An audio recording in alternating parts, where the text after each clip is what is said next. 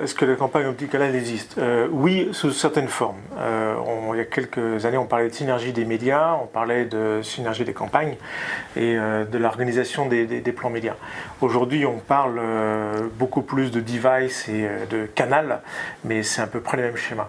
La campagne omnicanale existe si on s'en donne la volonté, qu'on organise dans le temps et qu'on organise de manière séquentielle l'ensemble des médias qu'on utilise, quel que soit le canal dans lequel c'est diffusé. Un spot vidéo en télévision, accompagné d'un spot en TV On, un spot radio sur les ondes hertziennes du matin et un spot sur de la radio on, etc. Une annonce publicitaire dans un quotidien et une annonce animée sur une tablette avec le même contenu éditorial. Est-ce que c'est des campagnes multicanales? En sens, oui, donc ça existe aujourd'hui. Avec une réserve, c'est qu'il faut que la création soit adaptée au canal. Aujourd'hui, on n'a peut-être pas forcément le temps, mais les créations sont souvent des créations univoques et on raconte la même histoire sur tous les canaux. Probablement que demain, mais très vite, il faudra qu'on ait des spots différents pour le 20h30 de TF1 qui fait son audience et le spot vidéo qu'on mettra sur un programme que les gens vont choisir sur leur tablette à un moment où ils auront besoin et envie d'un autre message. Voilà. La campagne omnicanale, elle naît, elle existe aujourd'hui, elle est encore à enfanter dans le sens à faire naître, à faire grandir. Et le jour où elle sera un peu adolescente, on corrigera un petit peu les déviances pour qu'elle soit adulte. Donc rendez-vous dans quelques années. Je rebondis là-dessus. Le web vient d'être adulte. C'est-à-dire que la première campagne digitale, elle a commencé il y a 19 ans. Oui, mais on sait qu'il y a des adolescents tardifs. Donc, oui, le web est adulte sur plein de sujets. Et je pense qu'on l'a montré qu'à un jeune adulte, hein. Oui, oui. Mais je pense qu'on l'a montré par un passé récent. Mes interventions dans différentes organisations ont essayé de faire avancer les choses de manière assez humble, mais je disais toujours, je rêve que l'Internet devienne adulte et c'est le jour où on n'en parlera presque plus. C'est-à-dire que ce sera une évidence totale. Dans un plan média, on ne se pose pas la question est-ce qu'on fait du web ou est-ce qu'on n'en fait pas? Ou est-ce qu'on fait de la TV on ou est-ce qu'on n'en fait pas? Et moi j'ai basculé, je pense en 2007 ou 2008, je ne me souviens plus exactement, de dire que je ne raisonne plus par canal, je raisonne par contenu. Donc c'est-à-dire que j'ai un spot télévision qui a été conçu pour la télévision au départ, mais je vais en faire un spot vidéo, un 30 secondes, un 20 secondes. Je vais l'adapter en 20 secondes court sur le digital et quels sont les canaux dans lesquels je peux le diffuser. Jusqu'à dire, tiens, il y a un média marrant qui s'appelle le cinéma, qu'on n'avait pas fait depuis des années, et on est revenu au cinéma parce que ça correspondait en termes de cible et qu'on avait le message à communiquer.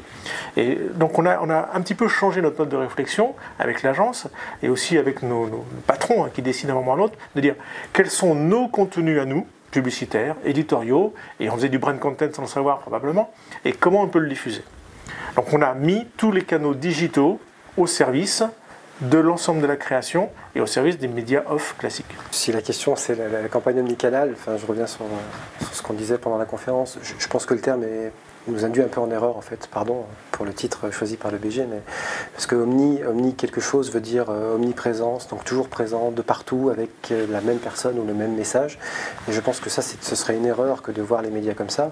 Aujourd'hui, je pense qu'on a une chance, c'est que le digital permet de réconcilier beaucoup de choses et que le digital est finalement le point de pivot de l'ensemble des médias parce que c'est le point de contact quasi permanent avec le consommateur. Donc, on peut enfin travailler en complémentarité. Et donc, plus que d'omnicanal, nous, on préférait parler de complémentarité des médias, qui est un terme qui existe depuis que les médias existent, mais aujourd'hui elle est réellement possible. On est capable de déterminer le rôle d'un média dans le parcours de l'utilisateur, quel est le contrat de lecture de ce média qui est différent selon la temporalité également du média, et donc pouvoir adapter la prise de parole. J'aime beaucoup la notion d'adapter la création, c'est fondamental. Quand on veut parler de complémentarité des médias, il faut avoir en tête qu'on doit adapter la création aux médias et au moment où l'on rencontre le consommateur sur ce média. J'insiste beaucoup là-dessus. La télévision a plusieurs contrats de lecture aujourd'hui. Elle a un contrat de lecture linéaire, elle a un contrat de lecture délinéaire. Et en fonction de ces moments de consommation de la télévision, il ne faut pas dire la même chose au consommateur, et il ne faut pas attendre de lui la même chose non plus. Donc la complémentarité des médias, elle doit se penser en objectif. Il y a des moments ou des dispositifs qui doivent permettre à une marque de se faire plus aimer, et puis il y a des moments et des dispositifs qui doivent permettre à une marque de se faire acheter. Et c'est ça aujourd'hui le gros enjeu de la complémentarité des médias, c'est de réussir cette équation d'adaptation à la fois de la diffusion publicitaire et du message qui est diffusé au moment où on rencontre un consommateur, que ce soit en temps réel ou pas en temps réel, parce que l'enjeu n'est pas là. Alors moi je compléterais sur la sophistication qui ne doit pas être une complexité et rendre les choses plus compliquées. Ce qui est assez intéressant, c'est que nous on est à la fois éditeur et vendeur de solutions publicitaires. Ce qu'on observait il y a 5 ans, c'est que les gens qui étaient sur un téléphone mobile, ils étaient sur un canal vraiment spécifique. Et on pouvait regarder le surf d'un internaute sur mobile, ça n'avait rien à voir avec ce qu'il faisait sur PC. Quand la tablette est arrivée en 2008, je crois, c'est finalement assez récent, on s'est rendu compte que le surf sur une tablette était le même que sur un PC. Et donc on déportait, on utilisait, mais c'est vrai que c'est quand même beaucoup plus pratique, ça ne chauffe pas les genoux, ça pèse quelques centaines de grammes plutôt que quelques kilos. Et le surf aujourd'hui, il est transparent. J'ai envie de regarder les résultats d'un match de foot, j'ai envie de trouver une adresse, j'ai envie de savoir le temps qu'il fait, j'ai envie juste de m'informer ou de lire mes mails.